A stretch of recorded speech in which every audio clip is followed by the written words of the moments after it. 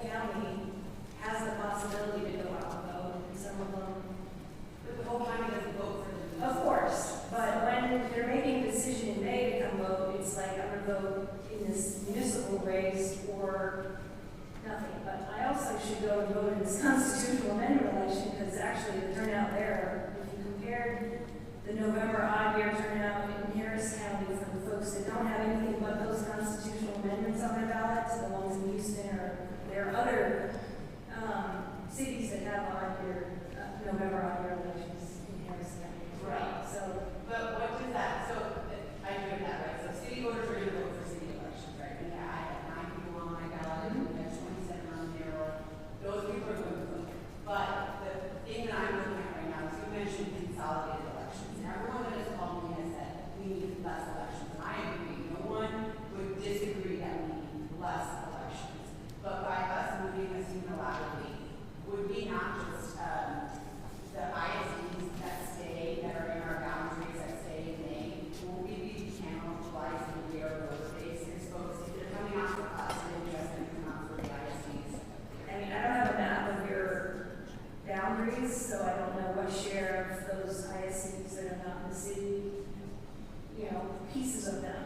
So I would say it's a broader argument, you have to look at that, but I mean, it's a question of whether you want to sacrifice potentially broadening your electorate and gaining more representation among the folks who are voting for you, to sort of address the concerns that you have for the ISPs, that's going to potentially be to those folks voting. And I think if they have the chance to move, you're right, consolidating requires everybody shifting, and then maybe you don't have this May election.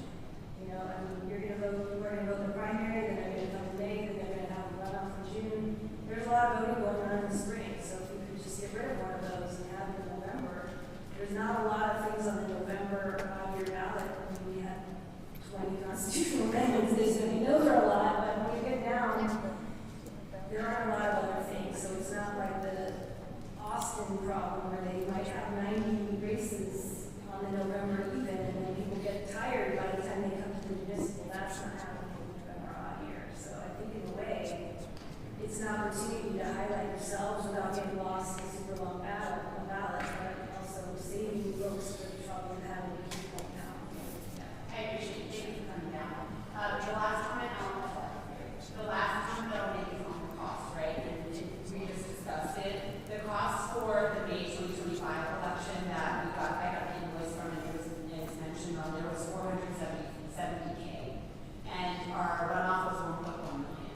So runoff we're going to have to bear anyways if we have a mayoral election because we're the only ones on the ballot. But our portion of the May election is only $470,000. So that the savings number, to Eric's point, is very ambiguous. And we actually, at least I had the wrong interpretation of how we split the dollars. So we actually thought we were split based on the number of items that are on the ballot, but it has nothing to do with that. We split the cost based on the number of registered voters.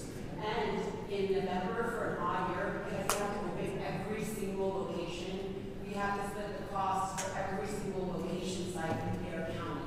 So it wouldn't even just be in the city boundaries that our runoff was. This year, you have to split the cost for every single location site in the county. And so whether we have saved enough money, whether we saved that $800 or $1 million is very questionable in my opinion.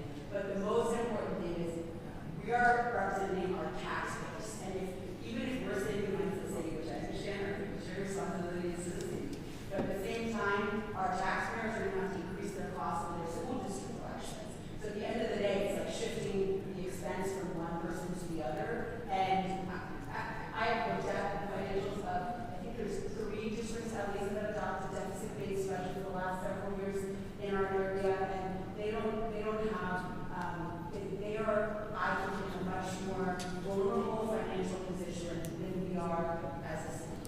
And so all that to be said, if we could get everybody together and move from May to November, I would support it, because then I think we will all benefit. So we're going to try hosting a meeting early next week with all of the districts that are on the ballot in May.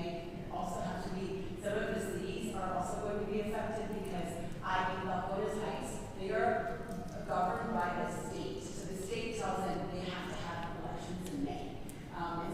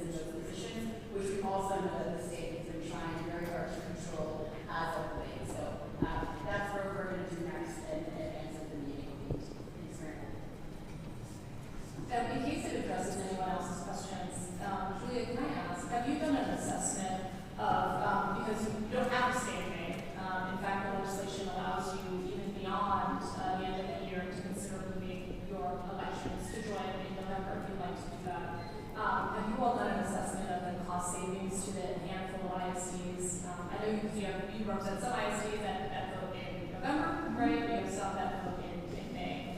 Have you all done an assessment of the cost savings to those ISDs if they were moving to November? So, great question. We did investigate how the city and then also other smaller municipalities are currently paying for the election.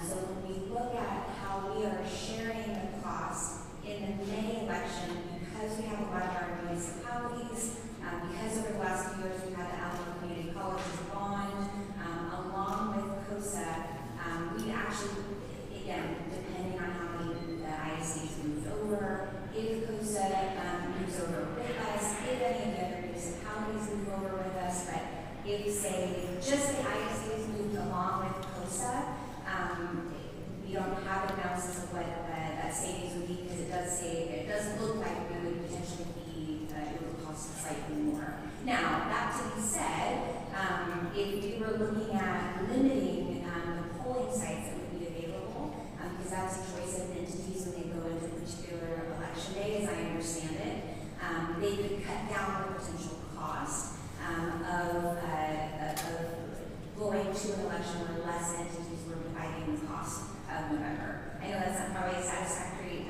answer, but it depends on all of those different entities if they also decide to move along with an ISD or along with COSA at the same time. Okay. But again, there was nothing preventing your ISDs from moving to November as well. Okay. So, Go ahead, please. yes, we have there was a bill that was passed this last legislative session that if an ISD did want to move their elections, they could do it before 2030. However, because of Chapter 11 in the Education Code, for our districts that don't share municipal bounds with other municipalities, they would have to move if COSA moves in a particular way. So that would be the only time-sensitive thing that would potentially impact our decision-making ahead of 2030 if they did want to move or maybe didn't want to move and felt like they needed to because of some of the changes. Yeah. Councilman Bell. Thank you. And I just want to start off by saying thank you to the mayor for this, to our attention, and bringing this to council for a conversation. I think it's always worth evaluating how we can increase turnout here as we get to the elections, how we can make our community more representative of what we're representing. Make sure that as many as possible are engaged in the city elections at every level, in particular, of course, here. It's important to me and always has been. When folks who may not know me when full past, one of the first things I did in my political journey was knock on neighbors' doors, asking them to vote in the 2016 election. From there, I became a registration, a voter registrar. There, I became a field organizer for the Street Network, doing this exact work of trying to get folks out to vote. Talking to renters, talking to youth of color, talking to students, organizing year round at UT Austin and UTSA, here in San Antonio. Like, there's a lot of things that I've done. I had that this feels like a very good culmination point for this particular conversation about how do we get our folks to turn out? How do we get our folks to get engaged? How do we follow the legacy of Billy Blasio? How do we follow the legacy of the folks who are still here with us, who are doing this work? How do we follow the legacy of our edge folks in District 6 who crossed whole Highway 90 in efforts to try to make things more equitable in our community, not only in education, but at large? That is at the root of this. I think that's where my heart is here, and yet I have a lot of concerns here. And I'm going to get to all of that, but I also want to thank everyone who spoke today. I want to thank everyone who made their voices heard to my office, through emails, through phone calls, through our survey. We'll continue to have those things open and continue on this conversation through next week. And so I'm really looking for my residents more what they're thinking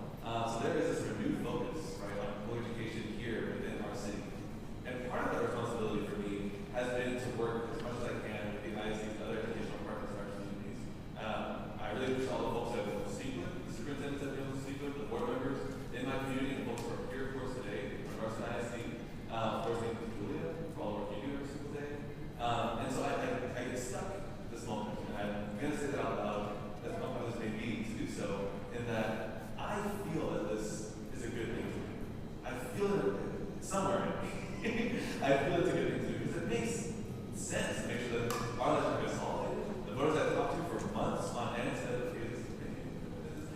And we have to constantly remind them, that's our campaign job, we can do that.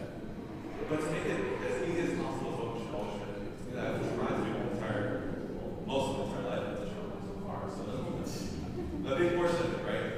And so but then I get stuck with this kind of, how do we make sure that we are moving as a body here with the groups that we're trying to uplift us and hold and strengthen. And it comes with making sure that we're communicating as possible. And I wish one more time, I know it's not, because it falls on, except for the law was written, to make this the way it is right now. I still would like to find ways to engage more on this, so we can move all together on this, and continue to build a relationship with our ISDs every step of the way to ensure that as they're working on some of this work, educational opportunities committee in general, with educational achievement, that we're not doing so without everyone who does this work here today, every step of the way with us. And I think that's the biggest thing that I've heard from other educational leaders, and I won't say anyone who, but I've talked to about.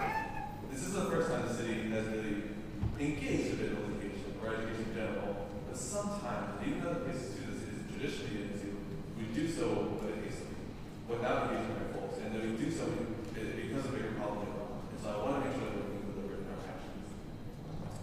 I'll say that broadly there, because I think that's a big crux for me in this particular moment.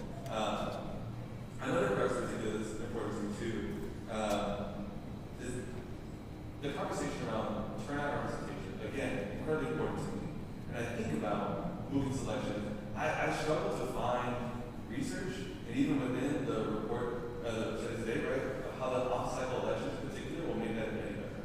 I understand we can increase the constitutional election turnout if we move our election there, because we're the drivers of that turnout. Every single time, whether contested or not, we still are higher than that election, unless there's a very special November ballot, local ballot positions on there, which I think also deserves its own credit and praise about local ballot positions, and the data, and the literature, which I'm actually grateful. Also, that you had that within your own research in 2018, most recent report that you had a conversation, a comprehensive look at. It's not just time, it's also competitiveness, it's also ballot positions, it's also listening. And so I get stuck there because if we're trying to make sure that more working class voters are coming out to vote, which I believe is the easier. If we're trying to make sure that more communities of color come out to vote, which I believe is the easier, and it is mine, that even folks who have lower educational achievement are coming out to vote too. I don't think off your elections do that. That doesn't mean I'm against this move, but I want to be clear on what we're talking about here. We know very clearly presidential and midterm elections bring out the most votes. And again, the state law is very strict on what we're doing here and doesn't allow us to talk about general elections. But I think we know that conversation a bit because it's worthwhile. It's worth thinking about how we actually increase this turnout. And I still don't feel that this one's going to do it. Maybe it's marginal. I can appreciate that. I wasn't elected to work on margins, frankly. And I don't think that still fits with this concept that we're in, so I'm trying to figure that out for myself. And I'm being honest about it because I think that's what I owe everyone here, and my voters in general, my residents in general. And folks who are doing this work, right? Are we doing something meaningful here or not? And I struggle to fully agree on whether we are or not. Do I think it's detrimental? No, I don't think it. I don't think it harms and makes you decision to get away. I think we can still work on educational work, and we can still build the world we're going to build. But I get stuck in this one of just like, is this the one that we need to do? Can we still do a public vote on this as well? Because I think it's also important having our residents engage in this in a way that's more direct. Can we still find ways to get this available for our residents here in the community? I think that's still worthwhile to ask our state legislators to see if it's possible. And I get that stuff. And so that's where I get stuck on it. And I'm pretty sure next week I'm glad to do that.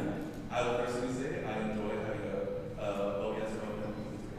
So anyway, those are my thoughts at the moment. So again, thank you to everybody for this conversation. Thank you to Mayor for bringing it up. And I will continue to go through this with my survey as well with our residents. Thank you. Thank you, Councilman. In case it involves anyone else's question, Professor Marshall, come up, please. And can I actually bring up the slide that says full ballots cast in your county offset elections? I don't have a slide number, sorry, but the title is total ballots cast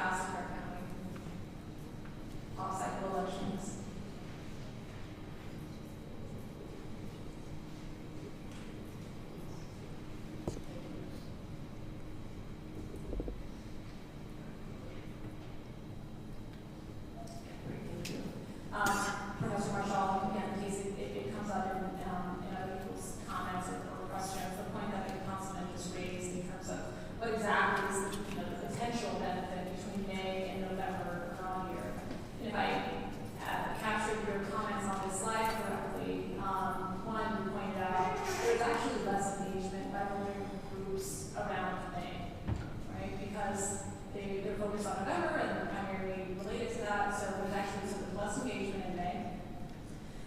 There is certainly not an association of voting with May. On top of the fact, in May we have potentially more distractions as well. Because locally we have this wonderful party called Fiesta. And so, despite that, to your point, there was just a 10,000 point difference between May and November. And so, it would make sense then, you tell me if I'm wrong here, it would make sense if you have the benefit of voting in groups, engagements, and people associated voting with November, and you had, frankly, not a competition with Fiesta. I think this is the point that you were making, in that you could actually see higher turnout as a result of those things, to include potentially surpassing, as you described, Houston. So while when you look at this by itself, it looks, oh, it's higher there. Well, that doesn't mean it could not, in fact, be higher in November, because people associate November with voting. And two, you've got groups like registrars and others who are actually talking about and helping people engage in the voting process in a way that they might not in May. If I mischaracterize anything that you said, please correct me. I think that's correct. I think it's worth noting that National Voter Registration Day is in September, and Constitution Day is in September, and those are big days on college campuses and in high schools to get folks registered, and it'd be great for them to be able, to vote and do more when they go out to vote. I think that the issue with young folks in high school is that in September for National Voter Registration Day, not very many of them are 18 yet, which is why we try to go into the spring to get them when they're mostly have turned 18 to get them registered. So those are different challenges. But I just want to add too that you're completely correct. We're talking about off-cycle elections. The reason that off-cycle elections were implemented during the Progressive era was to reduce voter turnout of immigrants, to get rid of the party machines that were viewed as corrupt.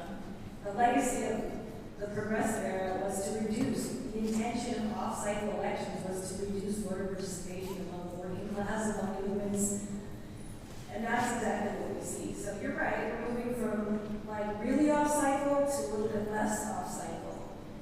But that's the option we have, It makes it a little bit better, essentially, to your point. And I just want to add that no one's really mentioned that the constitutional amendment elections happening in November obviously affect all of us as residents of the state. So I think another argument would be that do we want our cities to be better represented in what the state's doing on those, where the turnout is often extremely low. And I think our voices in general as an electorate are not heard in those elections as they should be. I mean, some of the turnout is less than 5% in those constitutional amendment elections, which is ridiculous.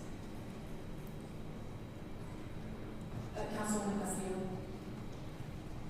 Thank you, Mayor. Thank you to members of the public, Graciela, and Manuel for giving your public comment. And what I value about Graciela's public comment is every time she comes to the podium, I learn something new. So it's great to hear the connection to Southwest voters and that history and the relationship with voter engagement.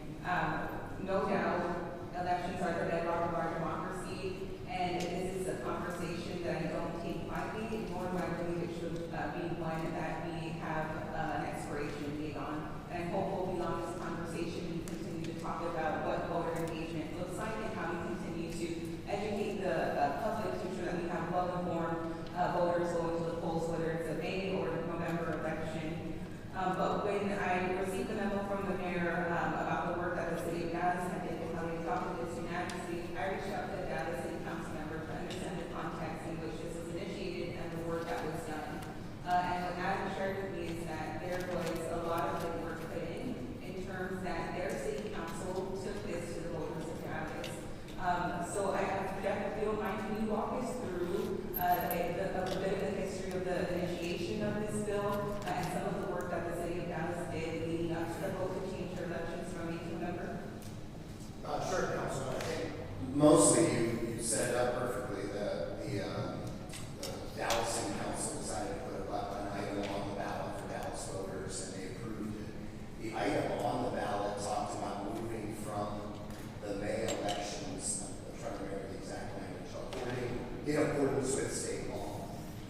My understanding is the intent was to move it to November, but because at the time the deadline in state law had not been extended, they couldn't say November, they couldn't move it to November without enabling legislation to do so. So 4 Dallas members, 2 senators and 2 reps, filed the legislation to extend that deadline in state law, and the Dallas City Council person came up and testified in support, and ultimately, as the mayor said, it passed the legislature. No other cities engaged for or against. It's what we call a permissive bill, meaning it doesn't require us to do anything. It gives us a choice, and in a home rule city like ours, that's the choice we're discussing here. So. I thank you for providing that history, and I think what's important in terms of those are the discussions we're doing. It is the importance that Dallas did take this out to their voters to have a say, right? I appreciate the hand raising at the neighborhood association meeting, but I think there's value in going to the ballot box to express your position in terms of is this something that we're comfortable with moving forward or not. And while it did pass overwhelmingly in Dallas, I do think San Antonio residents deserve the same type of engagement and put an opportunity to go to the ballot box. Now, in terms of the impact on municipal elections with their ISDs, I want to thank Dr. Ford for her leadership, ensuring that she works with the ISDs and how we will continue to mitigate impacts. This is a primary area of concern for my team as well.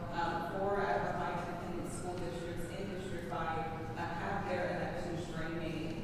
And while I understand that this could potentially drive voter turnout, my concern is also to ensure that we're not passing the bill to our ISDs, which are already severely underfunded, and always, looking for more financial support to support our kids. And I don't feel comfortable making a move that's going to potentially remove money from out of the classroom because of the change that we made here at the city. So I want to be sure that the discussion is taking place and we put with all the information before I make a decision next week. But that is a priority, and I know it's a very short timeline. I don't know if Eric Andrew and the school district that's had the time to crunch numbers to see what that financial impact would potentially be for their school district. No, ma'am, I haven't, but I have also only spoken as part of the follow-up, primarily with Julia, because there are 15 or 16, 17 school districts that are not aware that we can follow up on that. Thank you for that. And I also want to thank Mr. Cracker being here, superintendent of Northside IMT, and I think Northside IMT rather. But to that point, right, there are school districts in District 5 like Northside that have several counties that intersect, right? So we're not just talking about the impact to Dare County. There's Bandera and Medina County that also intersect that school district that's in 5, and I want to ensure that we're being mindful when moving forward with any policy change that may impact our school districts. And I just want to thank Julia for this one pager that shows that there will be costs associated with changing our elections from May to our ISDs, because I think that also goes to the point that I'm hearing from constituents, those that have expressed that they are supportive of changing, they believe that it's going to save the taxpayers' dollars. And as Councilmember Dr. Ford mentioned, at the end of the day, if you're a property owner and you look at your tax bill, the majority of that bill is for the ISD.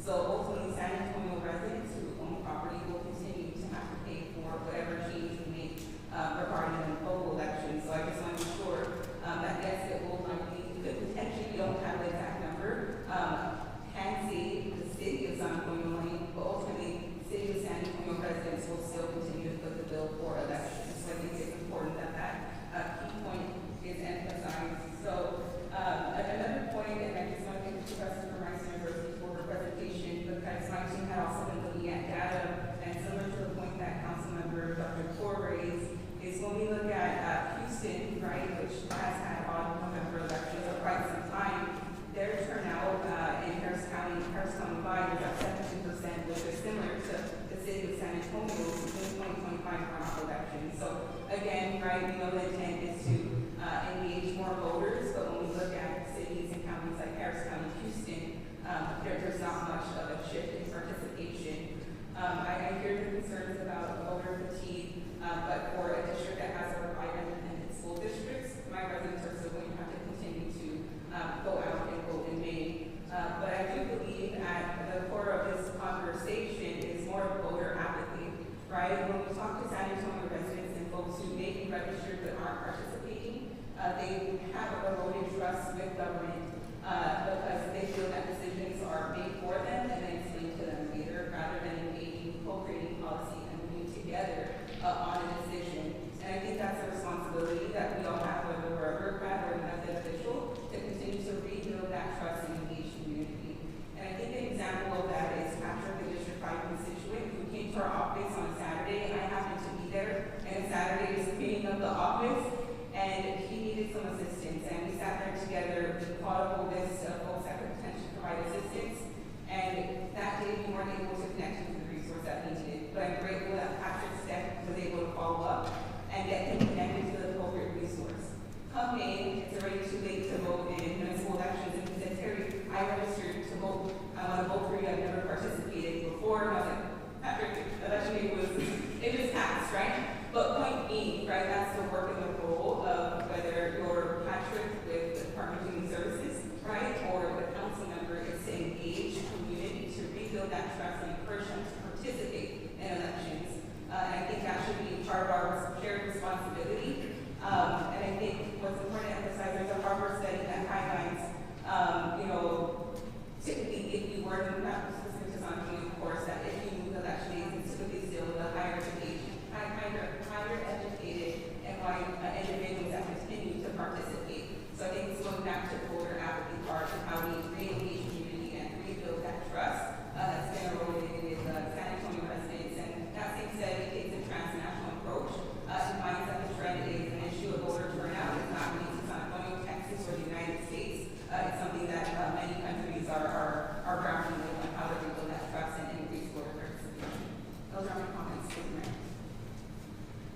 Councilor Sears. Thank you, Mayor. I really am glad you put this on for discussion because I care about the very same things that we're all talking about. We want the maximum turnout. We want the most cost savings. And my first question is for Jeff. Can you tell me how many times this has gone for the legislature to move an election? I have a back slide, I think it's 16. Thank you. So I don't know the question about how many times it's gone to the legislature because there undoubtedly were bills filed that didn't pass. But the first year that this section went into state law, that said essentially that political subdivision can move from May to November if they do it by a certain date, was 1993. Over the past, 32 years, 17 legislative sessions, there have been 11 times there have been a change that passed the legislature to extend that deadline. Now, if you look at the 2015, the 84th legislature, that's the last time prior to this past session that it applied to all cities. The deadline was 2016, and it sat that way until 2045. But there were some other cities that went and got bracketed bills done and specifically applied to them to allow them to make the change. So the long and short of it, I hope I'm answering your question, is 17 legislative sessions, the deadline has been extended 11 times. So it's, I would say, fairly commonly done across the state. I think I'll let the data on the slide. That's good. Yes, that's the history. Thanks, Jeff. I want to thank Professor Marshall for your study, because it really did help bring some data for us to look at. And I found it so interesting to see that overwhelmingly Texans and Americans prefer consolidated election term, which requires it being an even year election. If you're with federal and state. I mean, I don't think there's any place that has one election for everybody, like once every 2 years, all of the state, federal, local are on the ballot. So consolidated can be partially, right? There's some federal, there's some state, there's some local, or there's state and local together, or there's local and federal together. But not just local. I mean, in May it's just local. I mean, May is just local, right? So you're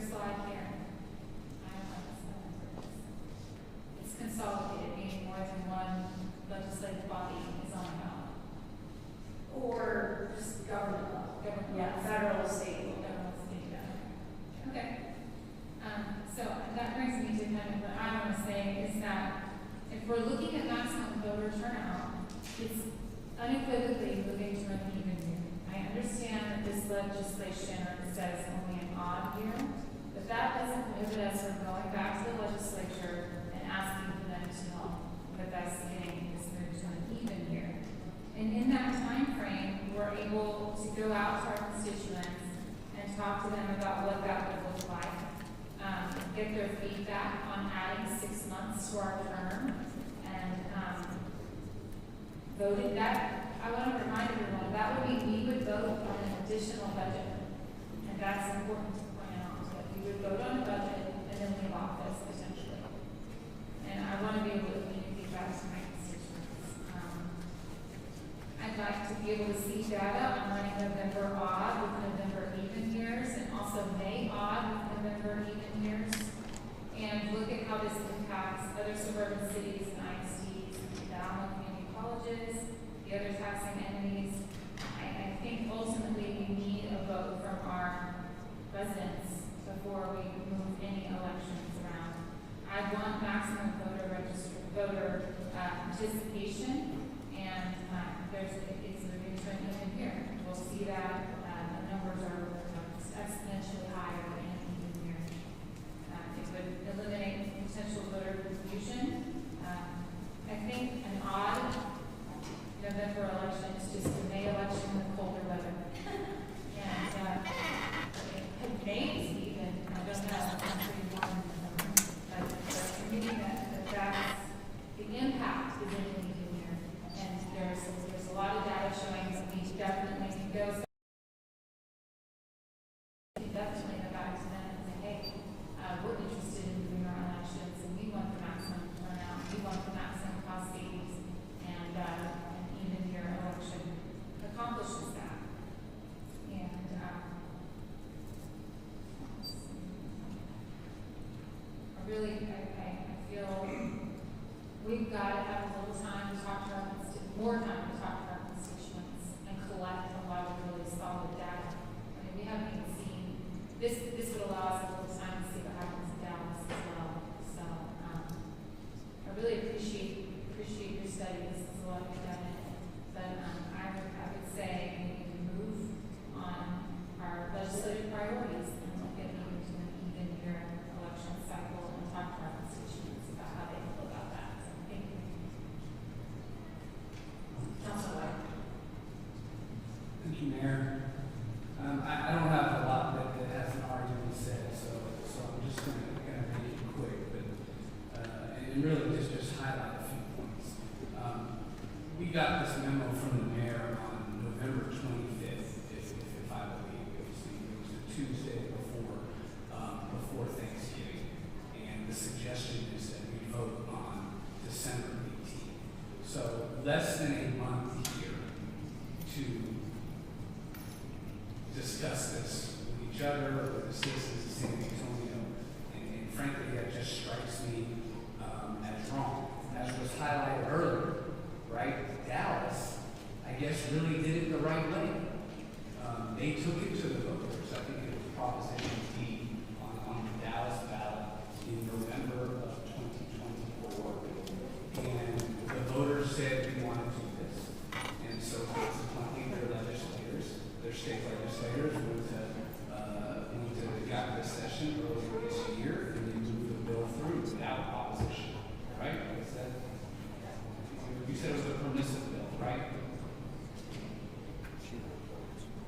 I think if you look at the for and against in the committee hearing, there were a couple of folks signed up, others and a couple in support. But as the mayor said, it was largely a bipartisan Bill and went through. And this is something that has happened now, I guess, 11 out of the last 17 legislative sessions. So, it appears to me that we're talking about our 2029 election. There's another legislative session in 2027. Why would we not take the next year or two to talk about this with the residents of San Antonio? Maybe we put it on a ballot here for our residents to weigh in, just like they got to do in Dallas. And then if this is something that the citizens of San Antonio support, just like the citizens of Dallas did, then it's something that we ask our legislative folks to do in 2025. And then we don't have this rushed process where we're being asked to look at something and do it in 4 weeks. And Councilwoman Castillo brought up voter trust. She was talking about apathy and how it's due to the lack citizens' trust in what goes on in city government. And I think doing something like this, moving the elections without even talking to the residents, just adds to that voter distrust. It's another instance where the citizens say, well, they're doing whatever they want.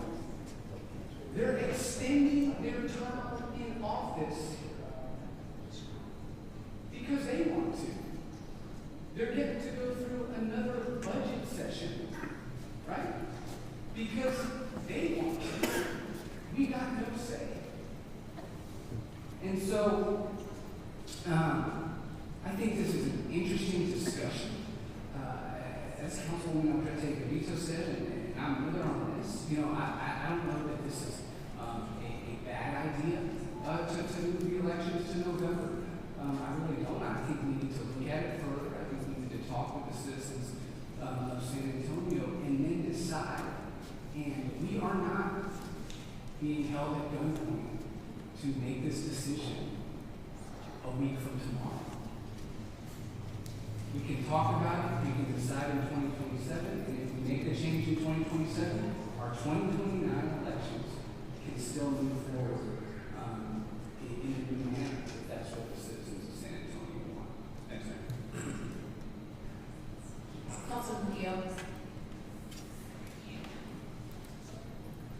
My apologies, Councilwoman Gonzalez.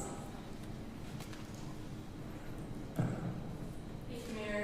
Thank you, everybody, for being here to speak on your work and to Professor from Rice for being here and sharing that report with us.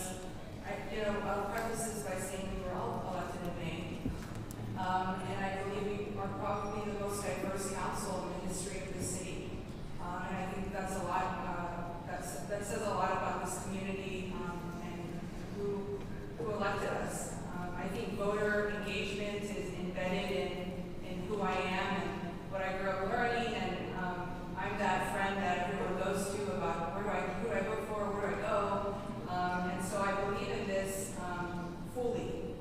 Participation is key in our democracy, and with that, I'm concerned that this is not necessarily a bad idea, but it's a rush idea. And it's an idea that deserves input from stakeholders who are the most affected. Those are our ISDs. I see Dr. Kraft here with Northside ISD and Dr. Carla Duran, Northside ISD board member. Thank you for all the work you do for our community and for our children at Northside every single day. I know you have a very busy schedule, a lot of other things you could be doing, but so I have some questions, and I don't know if Julia can answer this, but can you explain or help us explain how we could start to estimate the cost of this election? I know we don't have our elections administrator here, right? And I don't know if we've been in she's not here, or if we've been in discussion with her, but I imagine you might be the one to help me explain, where could we start to estimate the cost of these elections? Sure. When this first came up, started engaging with all of our ISDs as to how much it was cost. For each ISD, could we understand if they wanted to stay in May and there had municipalities that they could partner with in order to stay in May, what would be the differences in cost of the polling stations? Went through a lot of the city charters and talked to a lot of the other minor municipalities to see who's on May versus November odd years. And so after actually going through that exercise and looking at a lot of the invoices, we're able to connect with the elections administrator who shared that, as Dr. Moore mentioned before, Councilman Moore mentioned, that we, as all entities, share the cost of all polling stations across Bexar County.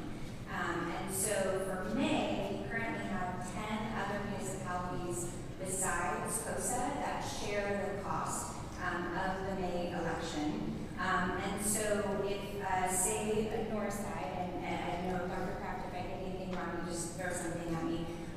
But if, say, Northside wanted to stay in May, they would have to still share the cost of everyone left over, and then decide if they wanted to give the same kind of voter access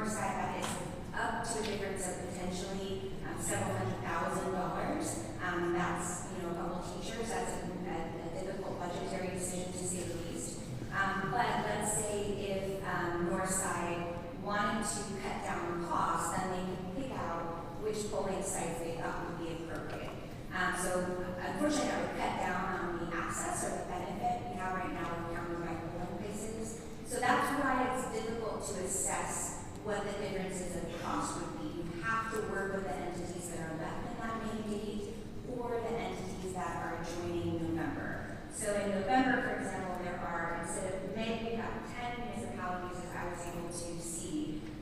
In November, we have 6 municipalities. And those municipalities, just by doing kind of some quick review of their voter registration, have less voters. And so they are responsible for less cost of that election, which would potentially put more cost on the larger groups that would come into that election. Again, if they're coming one at a time, it would be different, as has been pointed out, if everybody goes together. Thank you so much. I guess I go back to, I know we talked about this November 2025 election with the Spurs, but I think if it tells us anything, it's the amount of money that it takes to bring those folks out. And that's what it takes for anybody that's on a ballot. And so that increase in turnout, I think there are so many factors that we haven't even touched on. And I don't want that to be,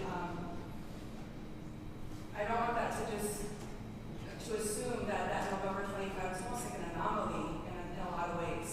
And that was a very well-funded machine that brought those out. And we know that's what you have to do to bring folks out. It's knocking on doors, it's sending mailers, it's texting them, it's a whole list of things that we have to do to bring folks out. I want to make sure that before we make this decision, what are our options, I guess, in general, right? If not now, what are other options? I don't know if Eric or Jeff can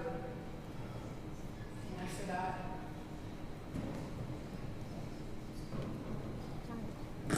Thank you for your question, Councilwoman. I mean, obviously, I think there's been some exploration of this idea that the ISL just kind of articulated as I see it from this position. So I think there's an opportunity in the next legislative session to advocate for a change that maybe voters have considered, this council has considered, right? And that might open the window again. So there's a way forward that could happen before the 29 election cycle, which is the first time this would affect this body. So I think that's one path. And I guess when we talk about Fiesta, I know my colleague to the right of me has mentioned and has had conversations, I think, with the Fiesta Commission. We can always move Fiesta. That is an option. And we might want to consider that. Excuse me? Oh, well, we should. I'm all for that. Let's do that. But I think we should have those conversations, right? We cannot move the holidays, November, December, cold weather, Christmas parties. We can't do any of that. The other concern I have too is moving to this November. I think we might lose a Saturday in that process. Does anyone have a calendar of a November election, like early vote, election day, weekend in this May election, a Saturday and early vote, and then obviously Saturday election day. So do we lose a Saturday in moving to November? I have not done that math, so I can try and do it. I have, I think we do. I think we do. So that's early vote Saturdays, are you saying, correct? Well, election day is on Tuesday, right? It's on Tuesday, so we lose that election day. Do we get it in that early vote? I'll confirm. Okay. That's a concern to me, because obviously working families depend on those weekends to vote, and so I want to make sure that we think about that as well. So ultimately, I think, I'm not saying this is a bad idea, but I do think it's rushed, and I think we have the responsibility to bring our stakeholders to the table. We are very lucky in this city to have the Bear County Education Coalition, which is the largest coalition of superintendents in the state, and they're housed here in San Antonio. We have Dr. Woods, former superintendent, who is now director of Texas Association of School Administrators here in San Antonio. We even have a government affairs director for Texas Association of School Boards here in San Antonio. We have these folks at our disposal, and we need to bring them in sooner than later to have these conversations, because I do not want this to fall on the students and teachers in the community that I represent. Thank you. Councilman Villa. Thank you, Mayor. I want to thank everybody for being out here. Thank you, Manuel.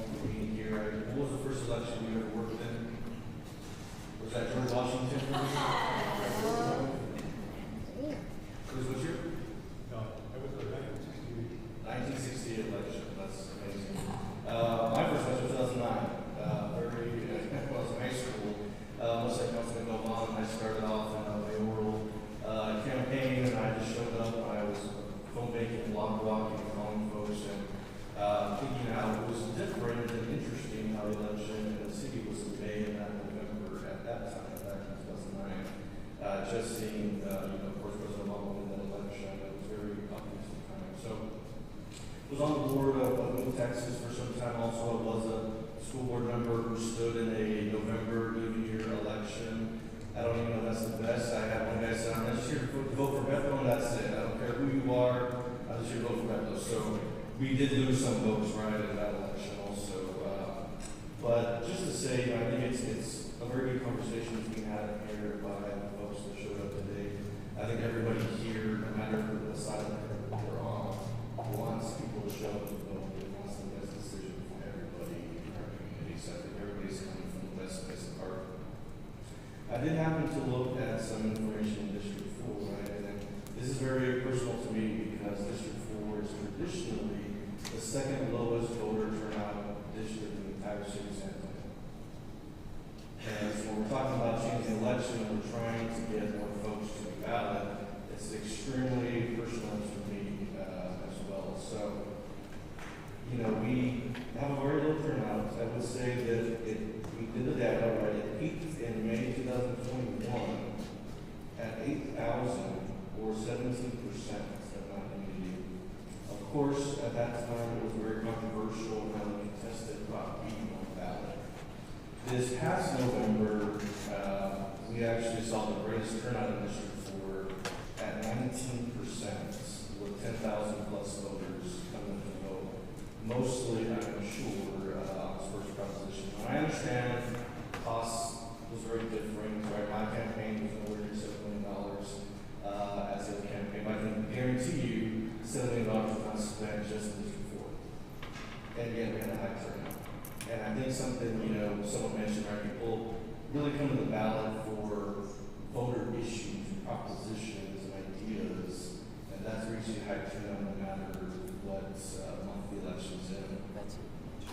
I do think, however, consolidation into November is where we should be. And I would strongly recommend the rest of the school districts that are not in November to consider why a state game this way. Why not go to November? We have a list here of school districts that are, of course, in May, including our strategy, Dr. Kraft, like you. It seems like we're in half the city, right? Our strategy. And so I see, you know, a couple of my districts in here, also Southwest. You know, they have their own separate election issue, which I think is also needs to be fixed over there as well. And we have, of course, South San Jose, which is in November. So, can you tell me which other schools, Julia, are in November currently? Yes, we have one district that is in November odd years. That covers some of Bear County, a little bit of San Antonio, that's Cibolo. We have 4 that are in November even. So that is South San Antonio, East Central, Somerset, and Edgewood. And then we have one district that is in May, even that's Northeast ISD. We do have some outer edge districts that impact, like I said earlier, they're one of the entities that we would split costs with. So that's Comal. ISD is in May, if I indicated on the sheet. Medina Valley is in May years, or May of odd years, or maybe odd Mays, I don't know. So that was a terrible joke. So it's odd years in May, and then also Comal. So just a consideration, and again, in terms of dividing costs or the cost of joining or exiting the May election. Sure, absolutely. I think that's something to consider, right? I'm always very sensitive as a former school member, right? What that does to the budgets. But I do think it's worth looking into. The vast majority of our elected offices are going to be in November, right? All federal level, your state officials, your county officials, right? All that is in November.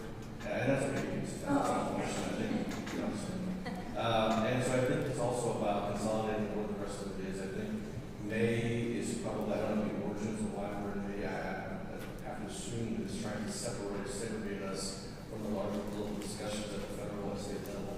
But as we know, and as we take votes up here all the time, we are as connected to those levels of government as ever before. We're products of those governments, as a matter of fact, right? The state tells us what we can and cannot do. The federal government has the little rights and all that. So I think to say that we are somehow special and different, that we have to have our own election, focus just on municipal issues, is also undercutting the fact that all of these municipal issues are tied to state and federal legislation policies. And to elected officials who are elected at the state and federal level also. So we are as connected to them as ever before, and I think it's time for folks to understand that and realize that. And I think consolidating to November shows people November is the election time. And so, you know, I've also said, if you look at the data, right, so the total balance cast in Burke County, all cycle elections, sure, you can say May odd is higher than November odd, but that's because the city's also not on there, right? And so that's the May odd, the November odd being 124,000, 10,000 or so shy, without the city being on their shows, right? If the city were to be on there, there could be an extra amount of voters on there as well. And so I do think, yes, it's a tight turnaround. Yes, the state, you know, had this provision, but we're going to make a decision. I think we have plenty of stakeholders that have weighed in, people that have been doing this work for decades. Back when there were poll taxes, right? You were involved in that back then. And so these are folks that have been on the ground for years trying to get out the votes, right? And it's not about, you know, well, there were Republicans at this time of the year, there's more Democrats at that time of the year. It's about just getting all of San Antonio to understand that November is election time.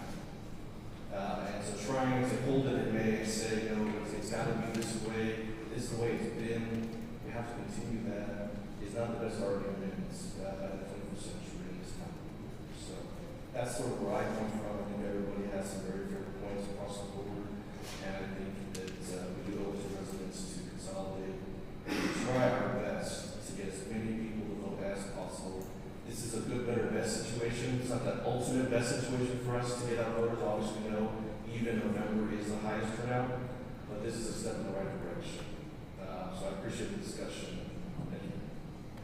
Councilman Q. Rodriguez. Thank you. I do want to start by apologizing to Councilwoman Gonzalez for interrupting you when you brought up because I had that reaction because several council members from the district soon ended up reversing K-March came up and there was uproar in the district, and I can only imagine if we brought the idea of moving Fiesta, what that would do it look like. To me, it's an interrupted disrespect in a way. I have been thinking about this issue for a while now, and I have varying opinions on it. Especially thinking about even personal over years. And I know this is one of those times that requires us to move with a sense of urgency, but it is one that is popular and creates an opportunity that is an improvement for our democracy.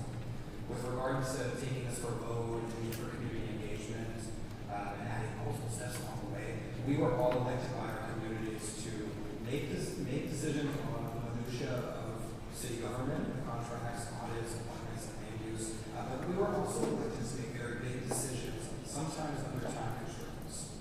And the reason that we do the daily work of outreach, ongoing outreach every single day, is so that in moments like this where we're under a time crunch, we already understand our residents' needs. And if we need a town hall or a survey, we can absolutely get that done quickly. I feel like some of us have done great community engagement this far. And I'll say that in the first 7 hours after my office posted our survey, a simple one, but that primarily aims to be clear that elections would not align with presidential or gubernatorial elections, we received nearly 200 responses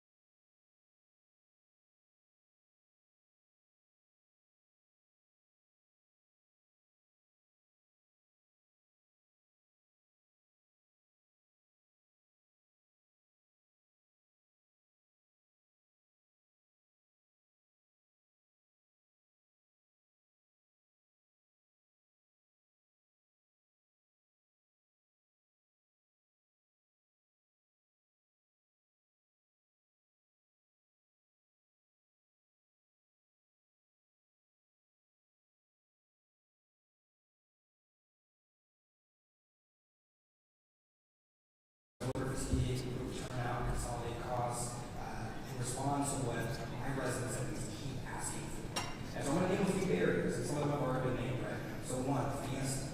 If someone believes that if you have to choose between attending Fiesta or going to an election where you believe that your one vote does not matter, we've seen people choose to go participate in Fiesta. And when thousands of people feel that way, it has a significant impact on our elections. The second one, I represent UIW, and currently both May and June elections take place during finals and the time when my students leave town. Students do have a right to engage in elections, and you can't in one breath say that young people don't vote, but then make it more challenging to do so, or allow it to continue to be more challenging. I say we give the students the opportunity to rise to the occasion. As the great Councilman Ron mentioned, there is a psychological barrier that is ingrained in us from a very young age that elections happen in November. Moving our elections makes it more likely that people make the connection that when we talk about elections are coming up, that is in the time that they've been taught that elections take place for as long as they can remember. We're going to see in a little bit a bunch of yard signs are going to start going up from January all the way through the November election. People don't see a yard sign and think, I don't know, oh, an election's happening in May. They don't. They know an election's happening in November. So to that point, I just wanted to address a few of those barriers, right? With regard to ISDs, I think this has been the most compelling part of the conversation, right? There are some valid questions about the impact on ISDs. But I do want us to keep in mind, out of 16 or so school districts, only a few currently run elections in May. Some may choose to run, others won't, and at the end of the day, that would be okay. In the event that this is approved, I will say, in the event that this is approved, and we do move on this, we should adopt our legislative agenda, the stance that we support them, and any legislation they see with regard to their ability to move election dates, should they need to. Even if after, they receive all the information, some of the ISDs choose to keep their elections in May, we're still relieving hundreds of thousands of voters from voter fatigue, because we do have 763 school districts in our city. For whatever reason, I have 5 school districts, 2 of which are not aligned with our election, 1 of which doesn't have a school board, and only 2 of which have elections on days. Most ISDs have elections not aligned with ours, and they're being asked to come, those voters are being asked to come out and vote for us. So if we move, that eliminates the need for those hundreds of thousands of people to vote in May. I've reached out to a couple of my counterparts on school boards in my district to receive indications that at least one likely won't move, and this isn't something they feel particularly strong about whether we do it or not. I've also received information from SAISD that they're going to be discussing this on Monday at their board meeting to get some of their questions answered. And I will say that because we moved council elections to 4-year terms and cycle times, most ISDs are going to have to confront this question during our off-year regardless. And this is an opportunity for them to address that need in a way that they didn't anticipate or have an opportunity to do so. They could also do their election in 2029, see what turnout looks like, make a decision based on the impact, based on that impact of whether they want to move or not in 2030. We remove that opportunity if we don't move, for those, at least for those that are not aligned with us, or that don't have another city that's going to move. I do look forward to the meeting with the superintendents and board presidents, and I agree with you in understanding total impacts, intentional and unintentional, and what will ultimately be best for the community, their positions, safely ourselves. So I want to say thank you to Councilman Cord for arranging meetings. One of the ways that I describe Councilman Cord's problem-solving approach is definitely as a convener, and I love that about her. With regard to us being in office for another 6 months, I'll just say this. If council is going to continue to be the way that it has been for the past few months, I am not interested in that at all. So for me, this decision has nothing to do with us, whether or not we're Democrats or Republicans show up in here. My constituents have asked for fewer elections, and many of the organizations and leaders I respect who do this work are supportive of my bill. All that being said, I'll likely support this on next week unless my constituency changes their minds. Thank you. Thank you, Mayor. I just wanted to end with 2 quick points. Those are my thoughts currently. One thing that is keeping me stuck to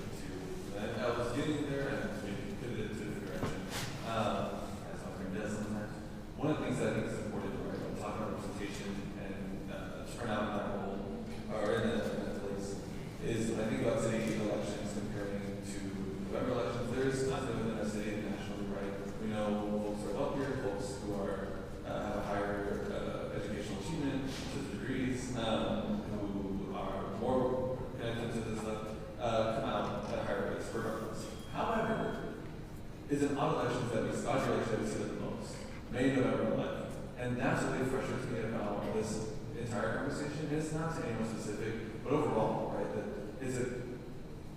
It feels like conflation of what November is, and yet when I have repeatedly, year after year, in constitutional elections, I'm one of the few young people voting that in our entire city and state. And when I asked my peers to go, it's not that it's November, it's that it's with everything else. And while there's a drop off, I understand that. The drop off in my own election, I was decided 28 votes, a significant amount. And it's interesting, right? Why we always ask why do people vote, so why do they not vote?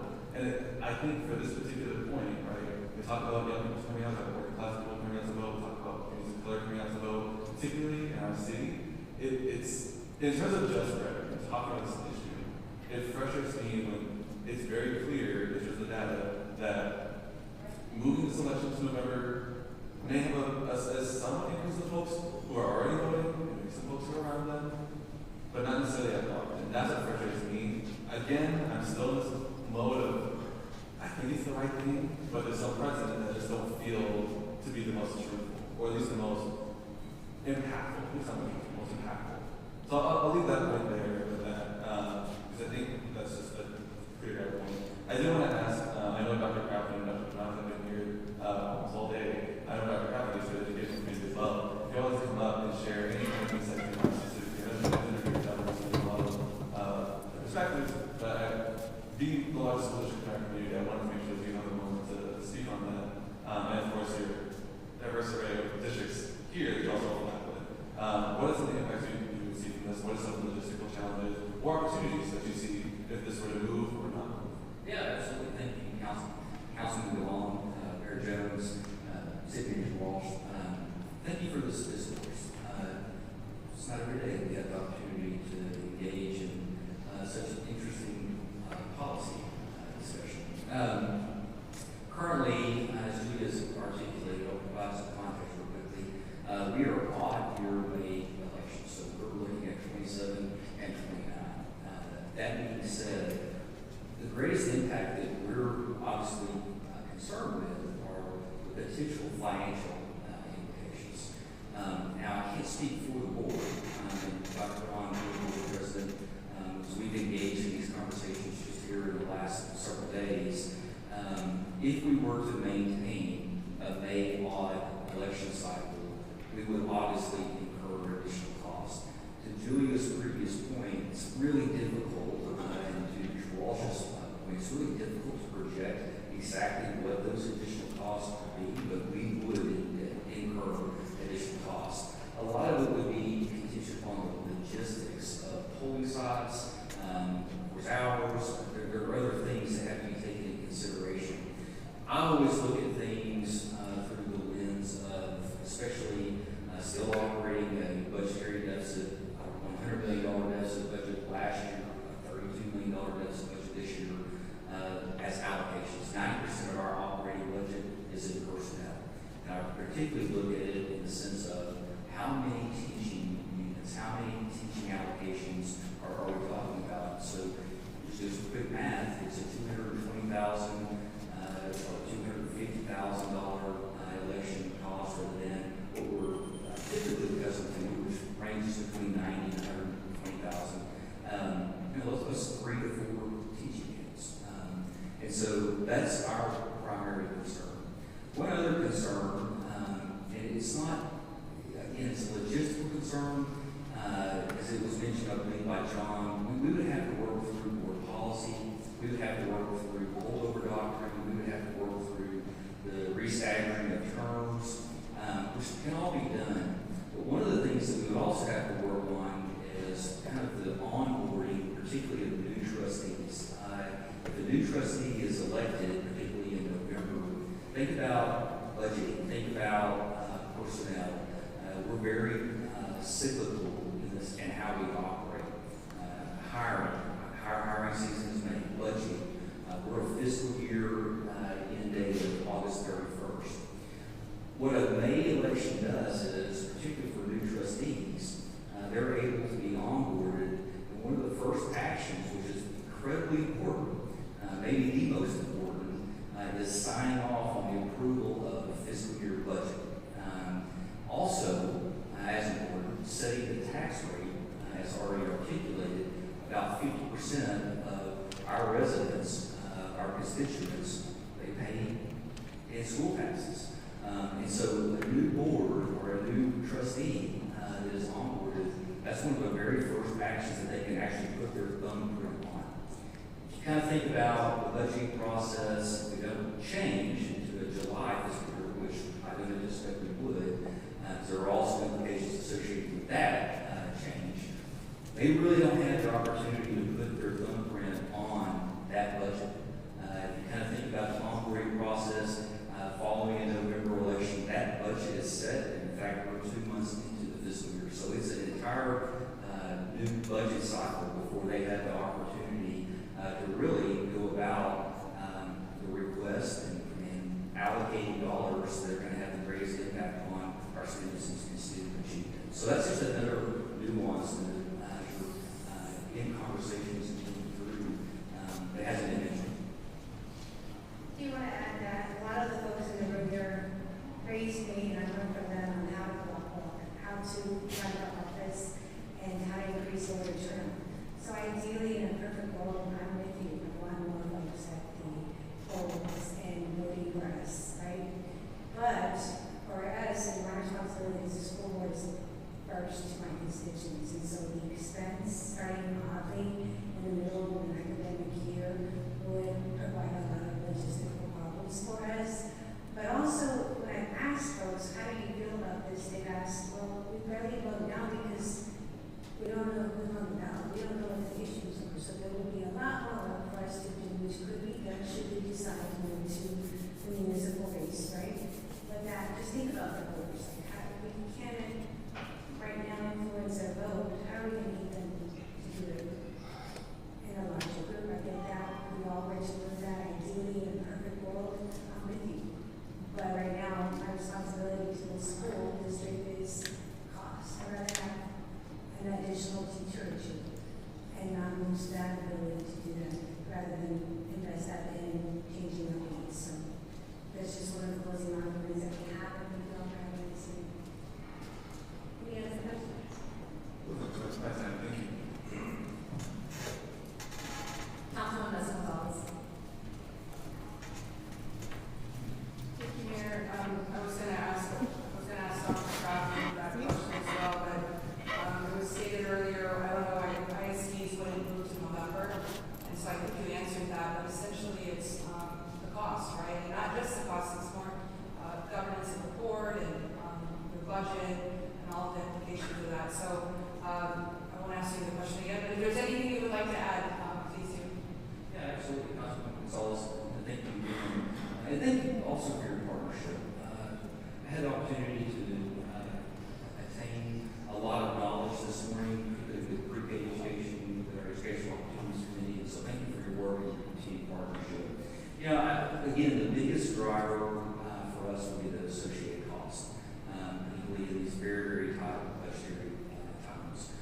But again, there would be a year of transition that we would have to work through quite a few different logistics, which can be done. We're accustomed to change, but it would be a lift. It would be a pretty significant lift. And like I say, we want to continue to be great partners as we already are. And I appreciate the opportunity to engage in this very important topic and conversation. You know, I'm not a political scientist, and I've learned a lot just here in the last couple of hours. But I am familiar with elections, whether it be a board election, whether it be a bond election. I will argue that whether in May or November, there are two really factors that I believe, as I've seen, that get people to the polls. And voter turnout is incredibly important. There's voter education. Individuals have to be educated on the topics they're going to be on the ballot, whether it be a candidate, whether it be a facility matter. The other piece, though, is equally important is motivation. Are they motivated? What motivates the voters to get to the polls?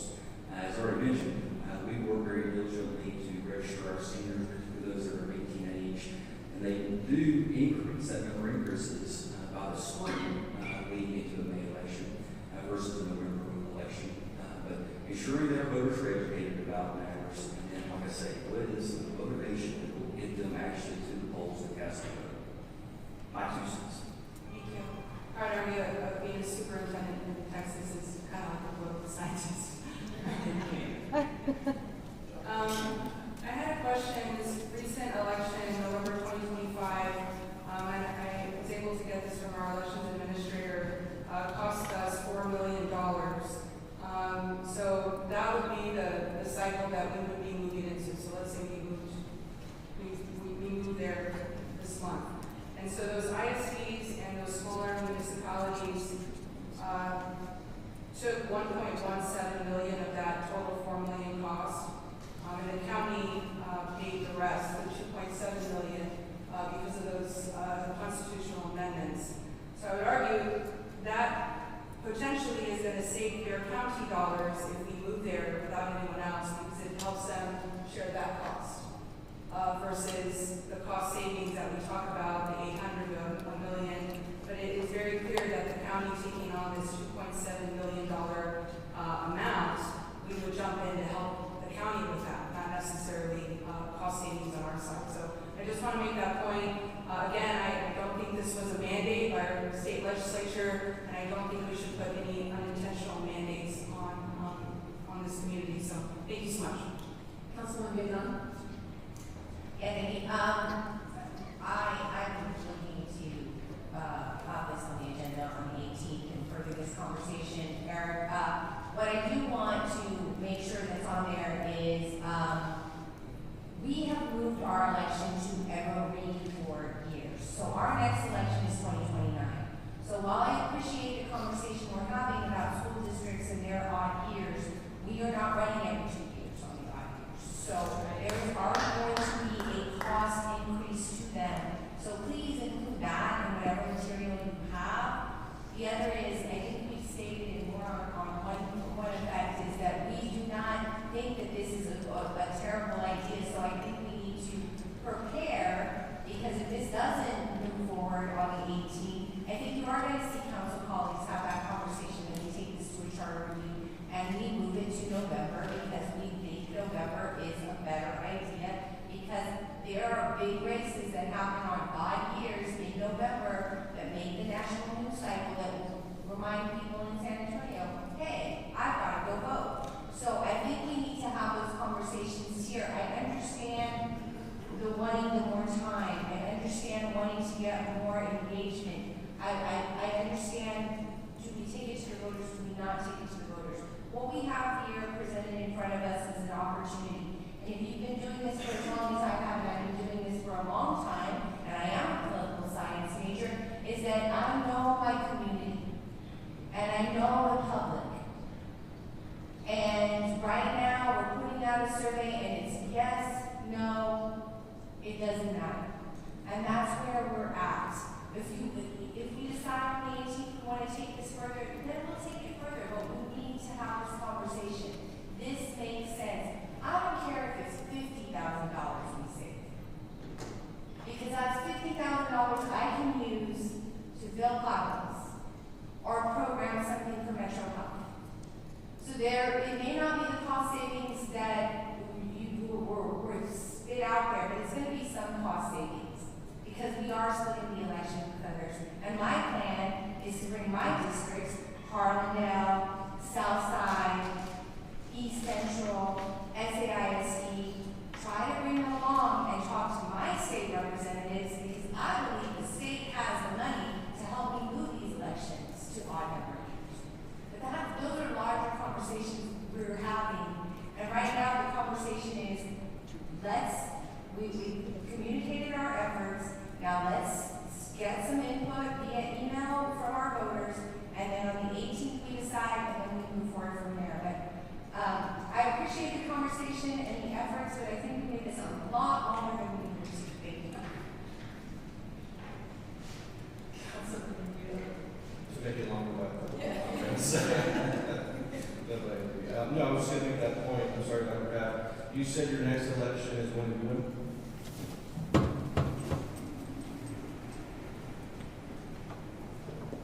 Yes, so we're on May, so May 27th and May 29th.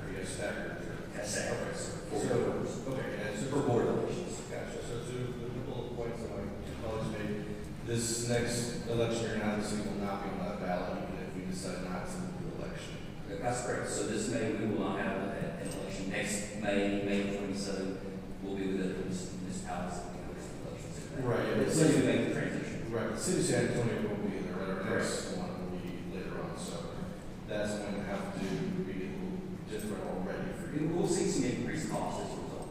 Right. That's probably a question. Yes, regardless of what we do next week. Absolutely. Gotcha, okay. Yeah, and that's why our election costs, they vary. We can look at 23, we can look at 25, we can see that it varies again depending on registered voters. And as already articulated, the county election officer drives and dictates our cost share portion. Yeah, and you made a good point about elected officials coming in and budget process very similar here. Do all the other school districts have the same fiscal year timeline? Most are August 31st, but districts who had the opportunity to move the fiscal year back to July. The challenge in doing so is once you, if you kind of think about the incurrence of operational costs. So for the first year that you do, or you make that transition, you're saving electricity, et cetera. But once you move from August, you back it up to July, you're really stuck because if you go back to the opposite, or to the other end of the spectrum, you're now incurring those costs times two in essence. Absolutely. My point is being that some school districts that have no elections have the same fiscal year as you all. Most are on August 31st. I can't speak to all districts in Bear County, but the July one is the other option. Thank you, Dr. Crawford. Absolutely. Thank you. And then the other thing too is that if we're interested in helping the other government entities save money for elections, we can still keep our bond elections in May. Is that correct, Sarah? Councilman, I'm sorry, we were just talking about the schedule. Go ahead. Yeah, so my point was that if we were interested in putting elections on to help other government entities save money, we could keep municipal bond elections in May years. Right, it does happen pretty infrequently. Right. Now, Exactly. I'm just saying if we have propositions that we, on the city, do, we can put those in May, even if we change to November. yes. Okay. Thank you, that's all. Councilman Rodriguez.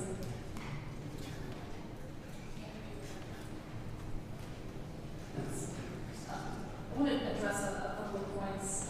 The charter review that was done in Dallas, the reason they had to do that, they had to do it study their charter because their charter required their election to be in May. So that's why they had to do that, just to lay that flat. I really also want to make sure that we are, we caution against the assumption that the election can just bring this up again, right? That is a critical assumption, and as was just mentioned, this is an opportunity that we may or may not get again, but we understand that there is a savings. We might not know the exact amount, and it's been laid out. There will be an increase in turnout, as the data also clearly lays out. Moving Fiesta, which seems novel. Moving Fiesta doesn't necessarily mean people would now associate May with voting, right? So I can understand the logistical, I mean, that's something, you get larger logistical lift than doing this, but just because you move Fiesta doesn't mean that people don't more associate voting with that month.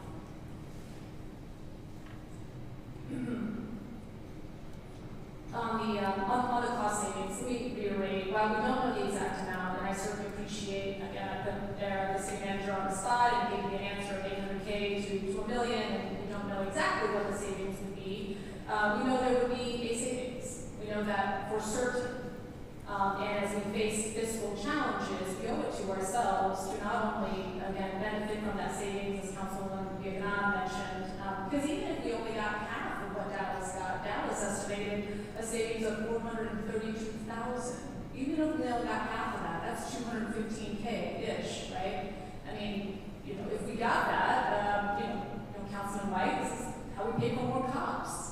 Right? And there's much better ways to use these resources and have the benefit of hearing from more of our folks. Will you support more cops? Well, we gotta have the money. I mean, there's the idea, and you gotta pay for it, right? So this is where we have to be fiscally responsible, understanding there are benefits to be had. When it comes to the on this idea of, well, we gotta move it to the evening years, and we know that is, the ideal, for some. While there is, again, yes, undeniable highest turnout is in November when people are associating it and in on years, the legislation doesn't allow for that. So we have to, I think, again, deal with the opportunity that we have, imperfect as it may be. But I think this does, for others, preserve what we also find to be important in these races, is that they are nonpartisan. Right, and this legislation with that, not only the time frame, but also, again, making this only apply to municipalities that have an odd year election, it ensures that. There is nothing to say that we cannot still move these to November, and then, to your point, work with the state delegation to work toward that.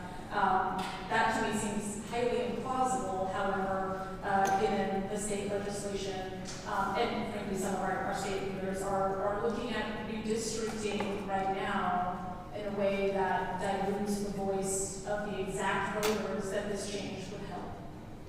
Okay. To the ISDs, I'm a proud product of Northside, right? Proud product, and I understand this is not a decision to be made lightly. 1 in 10 kids in the country calls our state home, understood. 4th largest school district in the state, understood. I come back to the fact, though, that if we are all concerned and committed to what I think is our mutual business of raising an educated citizenry that participates, that we reduce barriers to doing that. I think there are cost savings. There are cost savings through the school districts of also moving to November. There are also benefits, intangible, but benefits of hearing from more voters in November.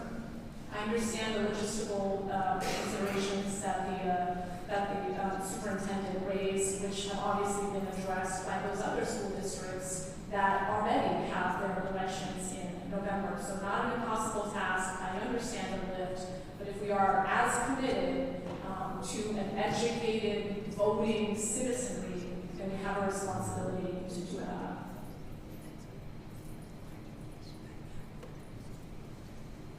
Because as you point out, those if you stayed in May, right, those costs would increase, but that is optional.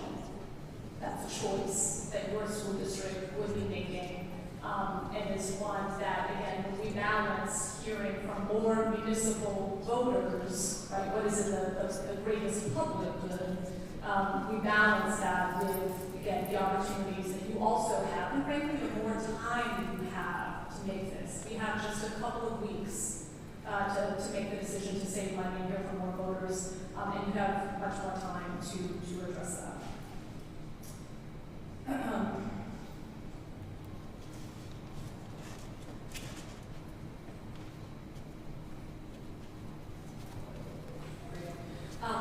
Thank you again to everybody that took the time to share your expertise and help us have a really robust conversation here. As we are, frankly, this is not just about what is happening here. I think we're all also cognizant of what is happening in general on the voting landscape, and our responsibility to ensure, at least here in San Antonio, that we are doing everything we can do possible to reduce the barriers to voting for our constituents. Okay. Thank you again to everybody.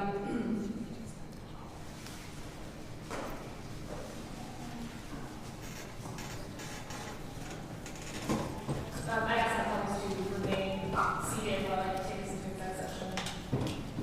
The time is now 4:34 p.m. on December 10th, 2025. City Council of the City of San Antonio now meeting executive session to consult with the Attorney's Office pursuant to Chapter 551 of the General Code and to discuss the following items: economic development negotiations pursuant to Section 551.087 for purchase, exchange, lease, or value of real property pursuant to Section 551.072, and legal issues related to litigation involving the city and business inheritance and collective bargaining law pursuant to Section 551.061.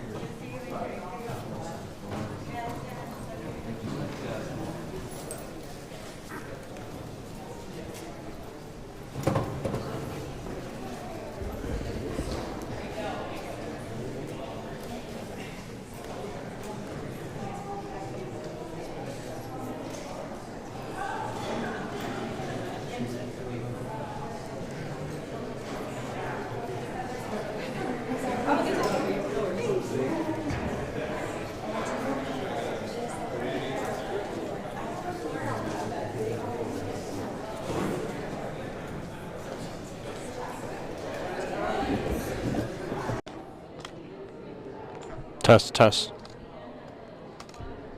Test, test, test.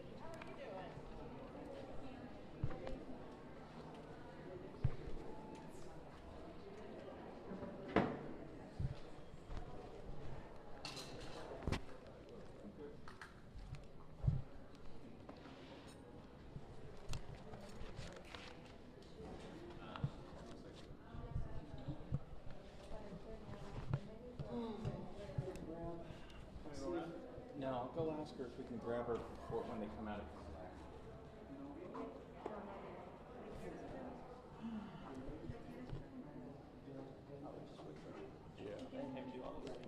Yeah. Someone's got it.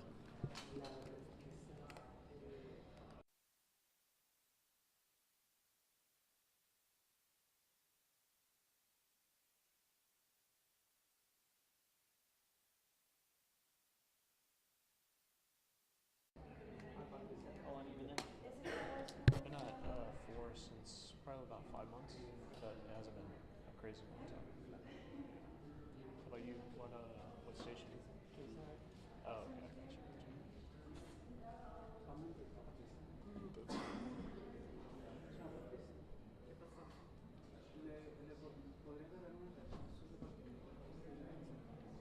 Just ask. She said talk with her after exec. They're going in. After exec over there? Yeah. So we'll probably. Yeah, we'll be hanging around here.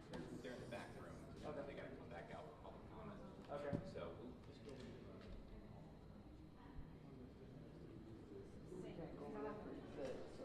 Señora Patricia, cuéntame qué le parece que cambien la fecha de inscripción en mayo a noviembre. ¿Parece que aumentaría la participación?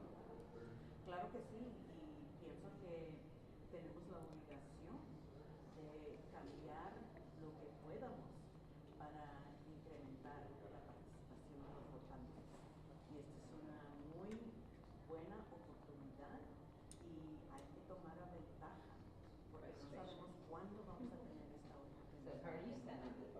Claro, y aparte también de no So from a reporter standpoint, Es un problema por muchas razones, pero en términos de votación es un problema porque la gente no está pensando. Votar y eso afecta a la comunidad, especialmente cuando se están tomando decisiones de vida. un placer.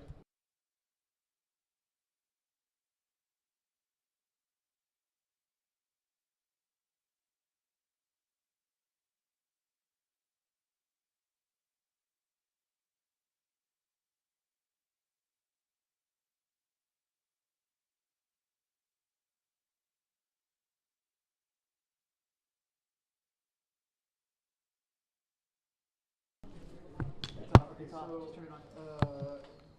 Mayor, this timeline seems really, really rushed. I mean, how are you feeling about it?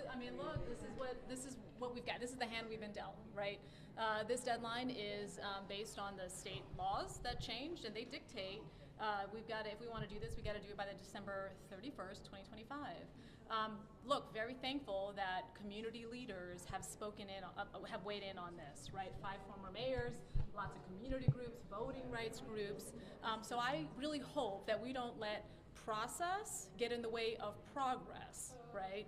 This is what we need to be focused on. We need to make it easier for folks to vote, and moving the election from May to November does that. It saves us money. City manager couldn't exactly quantify it, but it saves us money, right?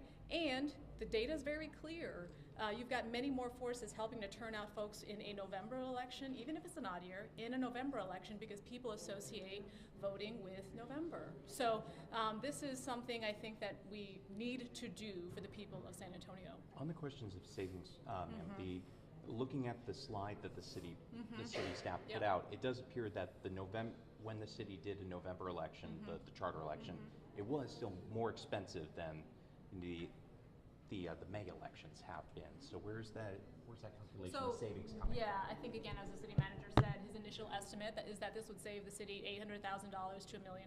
So the exact savings, as he said, is going to be based on how many others are on the ballot. So we'll leave that to the elections folks and for the city manager to give you the exact savings. But Dallas, let's be very clear, Dallas, they estimated their savings would be $432,000. And so even if we only get half of that, again, we've got a budget gap, right? And we have other things, higher priority things that we should be investing in. So we save money and we hear from more voters. This is a win-win. And the city will be taking the decision next week? We're voting on this on December 18th. So if folks, if you haven't already, reached out to your council person, make sure that they know where you are on this issue.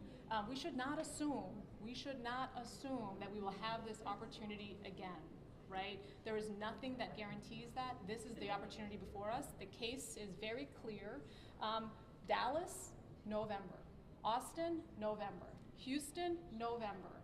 Voto Latino, League of Women Voters San Antonio, COPS Metro, right? I mean, people that do this work day in and day out are very clear about the benefits to San Antonio of doing this. The majority of the council members seem to be reluctant at this point to move forward with a change. How confident are you that a majority of them will come to your side by next week? We'll keep working it. Yeah. So compared to November of even-yeared elections, I mean, the state seems to have made it clear that this is only for November of odd years elections. Is that really a benefit in trying to get voter turnout when even-year elections just get substantially more turnout than constitutional? Comparing it to an even year frankly, it's a non sequitur at this point, right? That is not the opportunity before us. Yes, we know that the highest voter turnout is in November of an even year. We know that, but that is not the opportunity we have.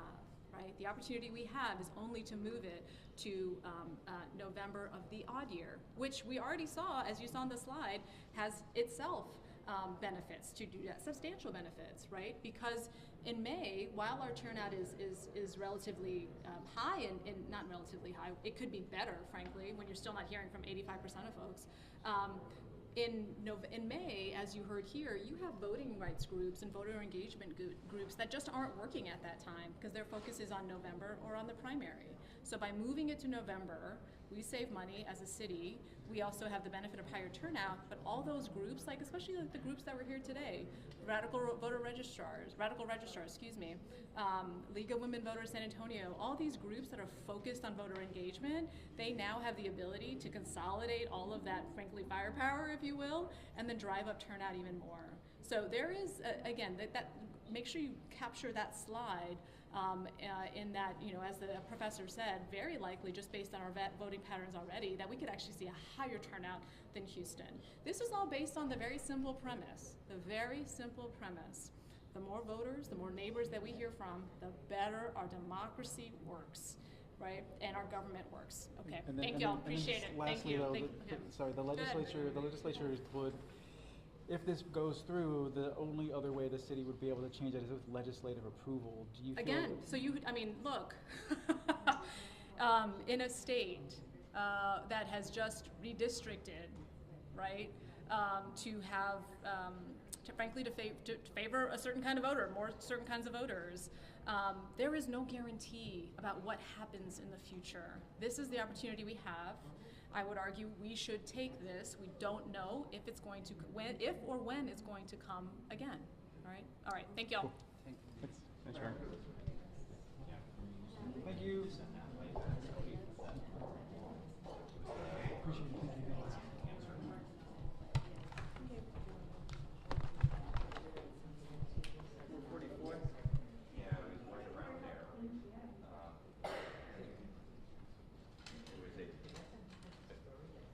Throw it in the FTP that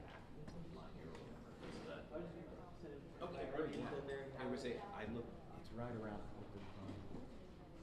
4.4 from my hotel room.